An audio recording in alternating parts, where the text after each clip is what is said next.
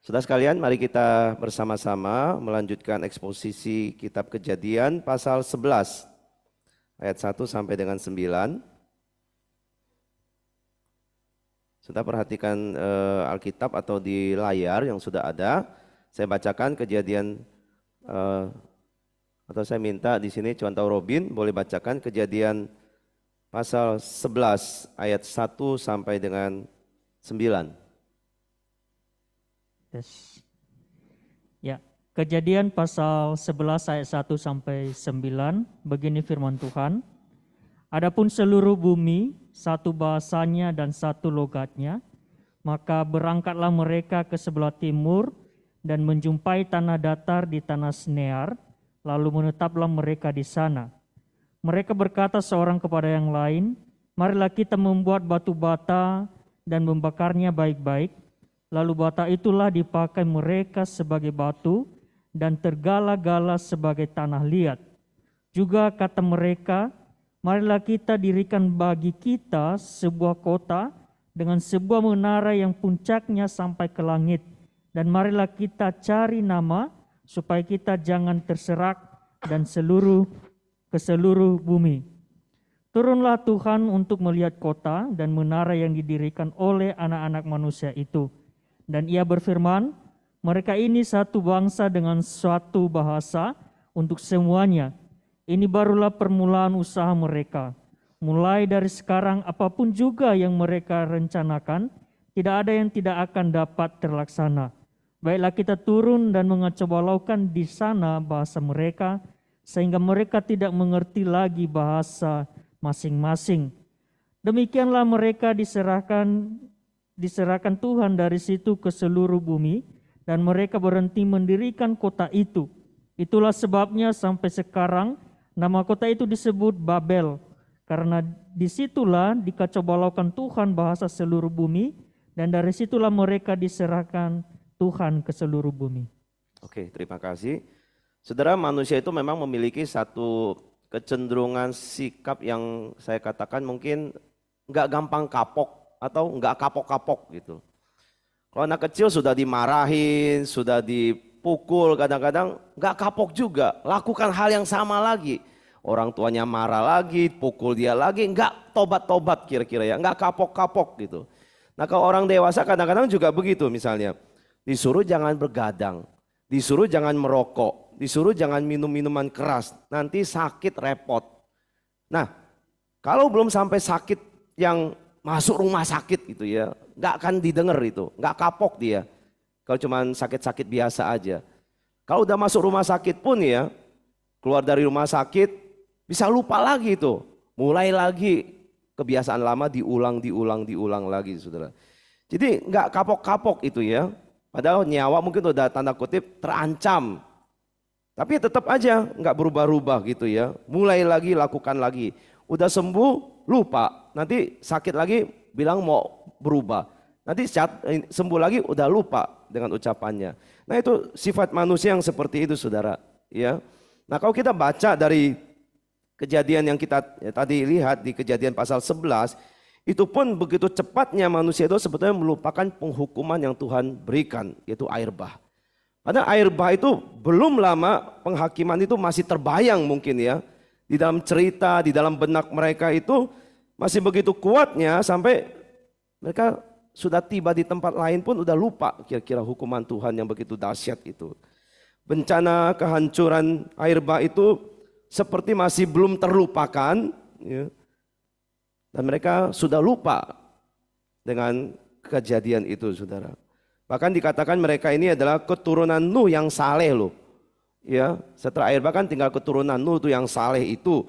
Nah, kita lihat keturunan Nuh yang dikatakan saleh pun kejahatan mereka pun akhirnya meningkat lagi luar biasa, bukan? Itu. Jadi memang tidak ada yang dapat menghilangkan keberbohongan hati manusia kalau bukan rahmat Tuhan ya. Pengudusan dari Roh Kudus yang membuat kita itu berubah dan menyadari itu, saudara. Saudara, kalau lihat peristiwa Menara Babel ini, meskipun dicatat di pasal 11, tapi dia tidak berurutan dengan pasal 10. Karena di pasal 10 itu sudah ada suku-suku bangsa itu menurut bahasa dan menurut bangsanya. Berarti bahasa sudah banyak. Tapi di Kejadian 11 itu bahasanya baru satu logatnya. Berarti ini enggak kronologis nih, enggak berurut ya. Ini barangkali ini lebih duluan daripada pasal 10. Tapi setelah air bah. Jadi antara setelah air bah, tapi sebelum keturunan di pasal 10 itu bertambah banyak gitu. Ya, karena ini masih satu bahasa dan satu logatnya. Lalu mereka dikatakan bergerak ke timur, ya. Mereka bergerak mengumpul di timur. Nah, ini kita diingatkan kalau istilah ke timur itu ketika Adam dan Hawa diusir setelah jatuh dalam dosa, mereka pun berangkatnya ke timur di Taman Eden, di timur dari Taman Eden, di situ dia. Kemudian Kain waktu membunuh Habel, dia juga larinya kemana? Ke timur juga. Di tanah Nod dia menetap setelah dia membunuh adiknya itu. Jadi sekarang orang Babel ini juga di timur membangun menara untuk melawan Tuhan. Jadi timur itu sangat identik dengan kumpulan orang-orang yang sudah berdosa, ada di sana mereka itu. Ya, nah waktu mereka kumpul, mereka menetap di sana, mereka bersepakat untuk bersatu, membangun satu menara.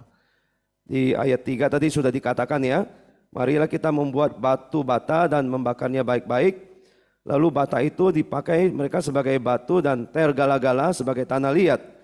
Juga kata mereka, marilah kita mendirikan bagi kita suatu kota dengan sebuah menara yang puncaknya sampai ke langit. Dan marilah kita cari nama supaya kita jangan terserak ke seluruh bumi, saudara. Membangun menara, membangun kota supaya kita tidak terserak ke seluruh bumi. Sedang menara itu adalah simbol otonomi sebenarnya, simbol kemandirian. Ya, kalau kita lihat kemandirian pada prinsipnya mandiri itu baik. Ya, seorang bisa mandiri itu baik, kemandirian itu baik. Tapi kalau kemandirian itu adalah untuk memisahkan diri dari Tuhan, ini yang salah. Sekali lagi ya, kemandirian itu baik, tapi kalau kemandirian itu adalah memisahkan diri dari Tuhan, maka itu salah. Karena orang sudah merasa tidak butuh Tuhan di situ. Ya. Nah, mereka pakai kata mari kita membuat katanya. Ini juga mengingatkan kita pada ini narator penulis kitab Kejadian ini memakai kata yang mirip seperti kata yang dipakai oleh Tuhan waktu menciptakan manusia. Baiklah kita menjadikan manusia gitu ya. Kalau di sini marilah kita membuat, marilah kita dirikan gitu ya. Nah ini ada kata yang mirip permainan katanya. Sepertinya mereka juga ingin berlaku seperti Tuhan, ya mengambil posisi seperti Tuhan. Dan mereka itu ingin menjadi Tuhan juga. Kita yang menentukan, kita yang menentukan, kita yang memutuskan gitu ya. Untuk mendirikan satu kota dan mencari nama di situ. Nah, saudara, pembangunan hak memang pembangunan itu mengambil hak prerogatif untuk menentukan tujuan mereka sendiri. Mereka ingin hidup tanpa memperhatikan kehendak Tuhan lagi di situ. Karena mereka ingin tinggal menetap di situ. Mereka tidak peduli lagi soal kehendak Tuhan yang menciptakan manusia, yang menciptakan mereka itu. Mereka inginnya adalah otonomi, berdiri sendiri dan menjadi hukum untuk dirinya sendiri. Nah ini godaan untuk jatuh dalam dosa yang Adam dan Hawa pertama kali ditawarkan. Kalau kamu makan buah ini, kamu akan menjadi seperti Allah. Menentukan untuk dirimu sendiri apa yang baik, apa yang benar menurut ukuranmu. Kamu seperti hukum untuk dirimu sendiri. Kamu atur sendiri semuanya. Saudara, kalau kita punya anak yang sudah memasuki usia kuliah misalnya ya, dia pengen kuliah di luar kota atau di luar negeri misalnya. Dia katakan kepada Pak, Ma, saya mau kuliah, mau belajar mandiri, kuliah di luar kota atau luar negeri begitu. Ya, tujuannya buat mandiri katanya. Wah, bagus gak saudara kalau punya anak punya cita-cita seperti itu, ingin mandiri kuliah di luar negeri. Di Amerika, di Australia atau di Taiwan gitu ya, pengen mandiri. Wah mungkin sudah dengar, wah anak saya punya keinginan bagus ya. Tapi rupanya niatnya itu sebetulnya ada yang tersembunyi.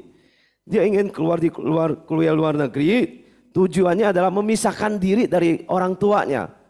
Karena dia merasa, wah selama ini di rumah sudah banyak aturan, nggak bebas ya. Lalu apa? diatur sana sini, kayak dikawal begitu ya. Apalagi sudah memasuki usia kuliah ini, pergaulan bebas tuh bahaya. Jadi perlu diawasi dengan baik. Jadi dia ngomong pengen mandiri, yang dia maksud mandiri adalah memisahkan diri dari orang tuanya. Sudah setuju nggak kalau begitu? Membiarkan dia pergi apa enggak gitu ya. Jadi dia merasa nggak butuh orang tua lagi untuk mengatur masa depannya. Dan saya rasa ini kemandirian berbahaya, saudara. Karena dia ingin betul-betul lepas dari orang tuanya. Yang selama ini dia dianggap terlalu berotoritas atas hidupnya, saudara. Orang-orang seperti ini ya, yang ingin memisahkan diri dari otoritas yang di atasnya, baik Tuhan, orang tua itu ya. Mereka itu ingin menentukan masa depannya sendiri, takdirnya mereka sendiri, tanpa lagi mengacu pada otoritas yang baik di atasnya itu. Jadi teknologi yang mereka pakai untuk membangun ini menara gitu ya, mereka yakin itu mampu mewujudkan keinginan mereka. Ya. Dan mereka punya cita-cita yang sangat tinggi, membangun menara yang puncaknya itu sampai ke langit katanya. Langit itu simbol di mana dewa atau Tuhan itu berada. Mereka ingin mencapai ke sana semuanya, saudara. Saudara, kita tahu bahwa niat mereka itu adalah supaya mereka jangan terserak, ya, menghambat atau mencegah manusia tersebar di seluruh muka bumi. Itu maksud mereka. Dan ini jelas berlawanan dengan penetapan Allah waktu penciptaan. Manusia harus memenuhi seluruh bumi, harus ada di mana-mana, saudara. Maka saudara, kita lihat sehebat-hebatnya manusia, kemampuannya membangun, secanggih-canggihnya teknologinya yang dipakai mereka, kita lihat ujung-ujungnya mereka tidak mencapai apa-apa sebenarnya. Ya, dengan ironi, penulis kitab Kejadian itu menunjukkan, ya, minimal 2 kali dikatakan Tuhan itu turun, Tuhan perlu turun.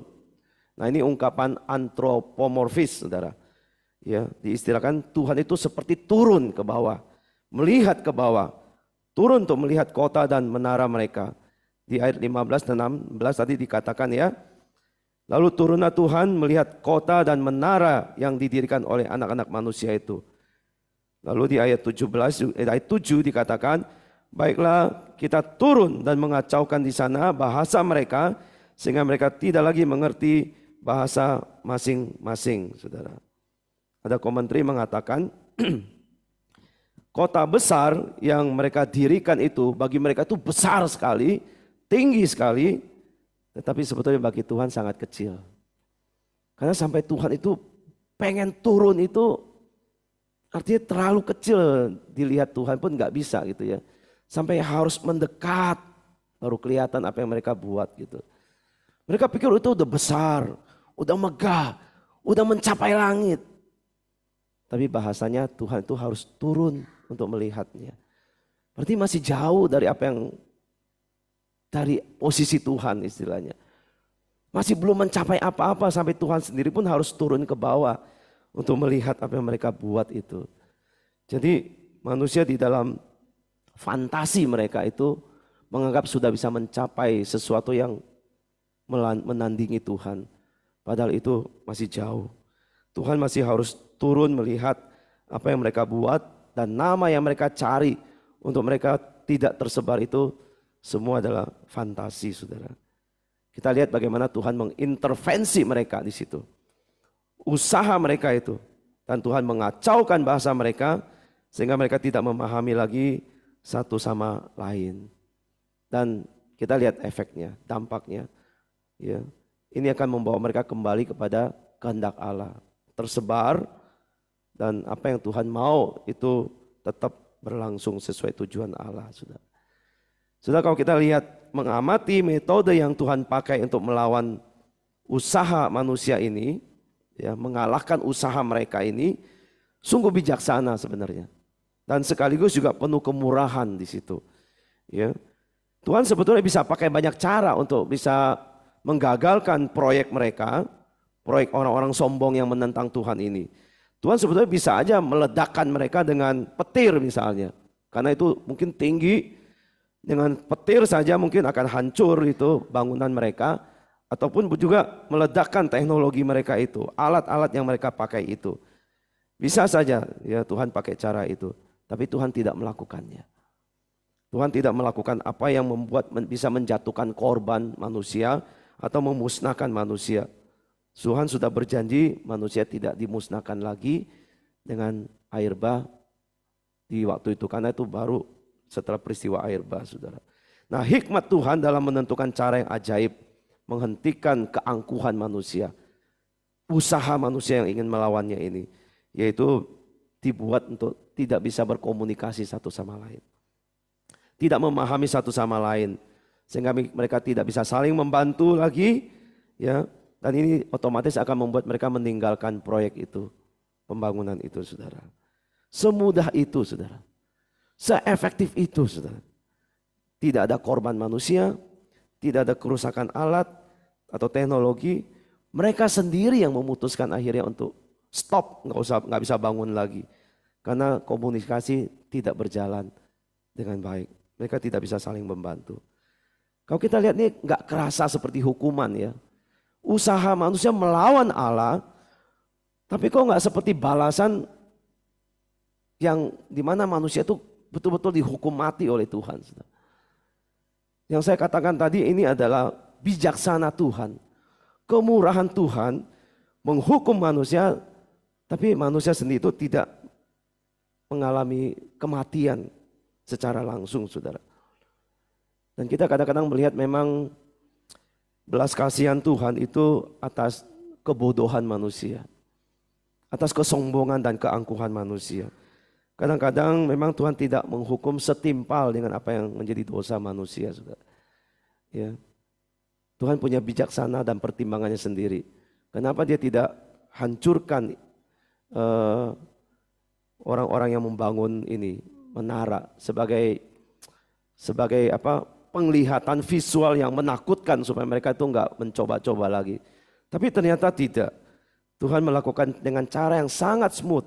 Hanya bahasa dikacaukan. Tujuan Tuhan supaya mereka terserak, tersebar. Dan akhirnya itu memang terjadi, saudara.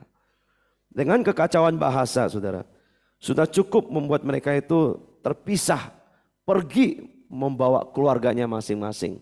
Menurut keluarganya mereka akhirnya meninggalkan tempat itu. Mereka menyadari mereka bukan hanya tidak bisa melanjutkan proyek, bukan hanya tidak bisa membantu lagi satu sama lain, tapi mereka menyadari inilah tangan Tuhan yang terulur untuk menghentikan usaha mereka. Sebelum itu menjadi lebih buruk lagi. Ya, sebelum murka Tuhan lebih jauh lagi tiba atas mereka. Sehingga Tuhan harus turun mengacaukan sehingga proyek itu terhenti, saudara. Barangkali belum sampai apa-apa sudah terhenti. Sudah, ini kemurahan Tuhan mencegah orang itu sampai harus masuk ke dalam murka Tuhan. Tuhan hanya mengacaukan bahasa mereka sehingga mereka berpencar dengan sendirinya, saudara. Sampai hari ini kita tidak pernah berkumpul kembali setelah bahasa terpecah sampai hari ini ya. Entah berapa ribu bahasa di muka bumi ini. Ya, tapi nanti kelak di mana anak manusia datang, saudara, kita yang terserak itu kita akan dikumpulkan kembali di hadapan Tuhan. Ya, dengan satu bahasa yang sama lagi. Saya ingat peristiwa Pentakosta itu ya, di mana semua 15 suku bangsa itu bisa kumpul mendengar satu bahasa yang sama, saudara. Seperti mendengar dalam bahasa mereka. Wah, itu nanti bagaimana orang-orang percaya itu kembali dikumpulkan di hadapan Allah dengan bahasa yang bisa dimengerti. Peristiwa Babel melawan Tuhan dengan bahasa yang tadinya satu justru diserakkan. Ya, supaya mereka terpencar dengan bahasa-bahasa yang berbeda. Nanti kita dikumpulkan Tuhan, kembali dipersatukan di dalam bahasa yang kita mengerti dan kita memuji Tuhan, bukan melawan Tuhan lagi, saudara. Jadi luar biasa untuk anugerah Tuhan. Kita lihat usaha manusia sehebat apapun melawan Allah atau ingin menyamakan diri dengan Allah, meninggikan dirinya, mengagungkan keangkuhannya, tidak akan berhasil, saudara. Meskipun awalnya kelihatan berhasil, tetapi sebenarnya tidak. Apa yang manusia buat untuk mencapai ke sana pun itu nothing di hadapan Tuhan. Tuhan pun masih harus digambarkan turun untuk melihat apa yang manusia kerjakan. Terlalu jauh dari untuk menjangkau posisi Allah itu. Ini keangkuhan manusia yang berdosa. Tetapi sekali lagi sangat mudah bagi Tuhan untuk menggagalkannya. Semudah membalikan telapak tangannya Tuhan, saudara. Allah itu pencipta yang maha kuasa. Kita ini adalah ciptaannya. Mari kita sadari status kita. Kita adalah ciptaan. Dia pencipta maha kuasa. Siapa kita yang sanggup melawan Tuhan? Menandingi Tuhan sang pencipta itu, saudara. Kita diciptakan oleh Tuhan. Bukan sebagai musuh untuk melawan Tuhan. Tapi sebagai partner Allah. Wakil Allah untuk melakukan kehendak Allah di bumi ini, saudara. Terlebih lagi kita yang sudah diselamatkan Tuhan. Kita yang sudah diperdamaikan dengan Tuhan. Tuhan mau kita melakukan kehendaknya Tuhan. Ya, waktu kita ada kesulitan dalam hidup ini, jangan mencoba untuk melawan Tuhan. Waktu kita ditimpa musibah, jangan memberontak kepada Tuhan atau mempersalahkan Tuhan atau menganggap Tuhan itu jahat kepada kita. Mari kita belajar taat juga kepada firman Tuhan. Melihat dari semua sejarah bagaimana Tuhan berkarya. Biar kita boleh menjadi orang yang mau tetap mengandalkan Tuhan. Mau berpegang pada kehendak Tuhan dan rencana Tuhan. Boleh semakin digenapi juga di dalam kehidupan kita, saudara. Bila kita belajar sesuatu malam ini dari firman Tuhan yang kita renungkan, menjadikan kita umat Tuhan yang mengakui Tuhan yang berdaulat, Tuhan yang mengatasi, Tuhan yang mengendalikan segala sesuatunya bagi kita. Mari kita berdoa.